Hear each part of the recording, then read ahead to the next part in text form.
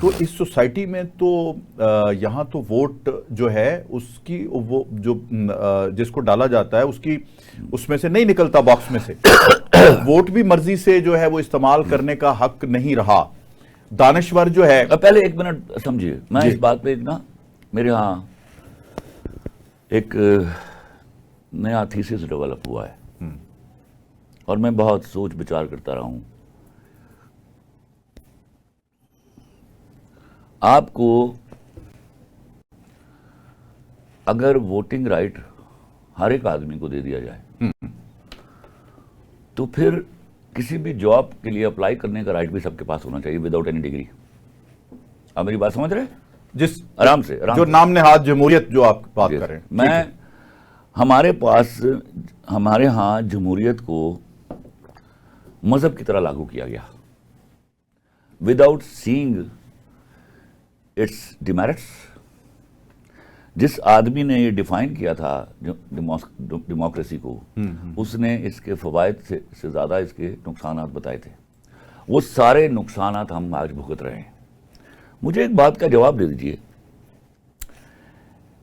मेरे और आपके वोट से ना कोई एमएनए बनता है ना कोई एमपीए बनता है। बिल्कुल ठीक है।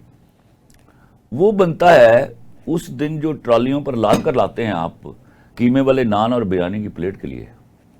तो जो लोग बिरयानी और कीमे वाले नान पर अपना ईमान बेच देते हैं, अपनी अमानत बेच देते हैं, जिसको अमानत बोलते हो ना वोट को आप, वो मेरे मुल्क की किस्मत का फैसला करेंगे।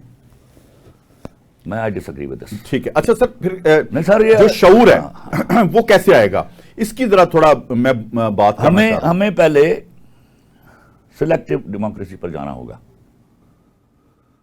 Every person should not be given the right to vote. नहीं तो क्वालिफाई कीजिए ना। आपको जब आप नहीं कि सिलेक्टिव है सर, आप नहीं, ये तो सिलेक्शन बाद में होती ना, इसको छोड़ दीजिए, वो डेमोक्रेसी नहीं थी। ठीक है। जब आप ऐसे लोगों से वोट, मुझे बताइए, उम्मीदवार के लिए 62-63 है। उम्मीदवार तो एक नो बॉडी है जिसको हमने चूज करना है। 62-63 तो वोटर के लिए होना चाहिए, जो बुनियाद है, या जो वोट कास्ट कर रहा है उसकी एलिजिबिलिटी तो फाइंड आउट कीजिए।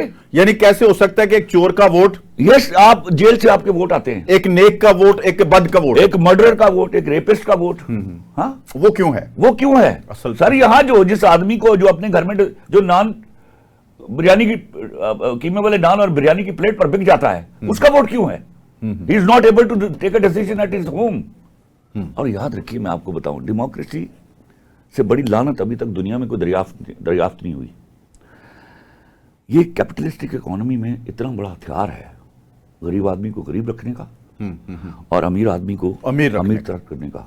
क्योंकि उनको चाहिए गरीब आदमी, ऐसा गरीब आदमी जो अचानक एक दिन चंद टकों के ऊपर बिक जाए, जो कि हो रहा है, जो कि सदियों से हो रहा है, यहां डेकेड से हो रहा है। ये वो बदनसीबी है। जहां भी आप देखिए, जहां भी कैपिटलिस्टिक इकोनॉमी है, हमारा प्रॉब्लम एक और सबसे इंपॉर्टेंट ये हुआ कि we were not educated enough.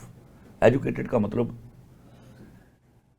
सिर्फ डिग्री नहीं होती, आपके पास शौरी का हद था। जब आपको 1000 साल से बादशाहतों में और अंग्रेजी तसल्लुत में रहने वाली एक रियाया कौम को अचानक 14 अगस्त 1947 को आपने बताया कि आज से तो तुम जमहूर हो, ठीक, without defining the difference between रियाया एंड जमहूर। रियाया गुलामी की बदतरीन शक्ल है। ठीक, गुलाम को मालूम होता है मैं गुलाम हूं, रियाया को मालूम नहीं होता मैं गुलाम हूं। ये उससे बदतरीन है। वो अचानक जमहूर कैसे बन जाएगी? जमहूर का तो हाथ जो है वो लीडर के गिरेबान पर होता है। उसका नतीजा ये हुआ कि लोगों ने अपने लीडर को पसंद करने की बजाय उसको पूजना शुरू कर दिया। शख्सियत परस्ती शुरू। या जब मायूसी गुर्बत होती है ना, तो पूजा शुरू होती है, याद रखिएगा। ठीक, अंधभक्त पैदा होते हैं। हमने क्या किया? बिल्कुल ऐसे ही है जैसे नून लीग को गैर मजहब का है, पीटीआई को गैर दूसरे मजहब का है। एक दूसरे को ऐसे गाली देते हैं जैसे दो डिफरेंट मजहब से ताल्लुक है उनका। हाँ, बिल्कुल ऐसे ही। बजाय इसके कि हम इस पर्टिकुलर चीज को कोई समझाते पढ़ाते, एजुकेट करते कि भाई जमहूर ये होते हैं, किसी अलग जमात से होने का मतलब काबिल नफरत होना यानी नहीं है। नजरियात का इख्तलाफ काबिल नफरीन नहीं है। नहीं है, of course। ठीक है, ठीक है, ठीक है। आपने क्या किया कि आपने बाकायदा, जिस तरह हम गैर मजहब के आदमी को गाली देते हैं, उसी तरह गैर जमात के आदमी को गाली देनी शुरू कर दी। बिल्कुल ऐसा ही हो, मौजूदा हालात यही हैं। मौजूदा नहीं, हमेशा से। देखो, ठीक मैं है। जब से पॉलिटिक्स देख रहा हूं पाकिस्तान में, ठीक। It is nothing new in Pakistan. अच्छा, वैसे ही है। यस, आपको नहीं पता कैसे आप कोई चीन से आए? नहीं नहीं, आपका मैं नजरिया सुन रहा हूं।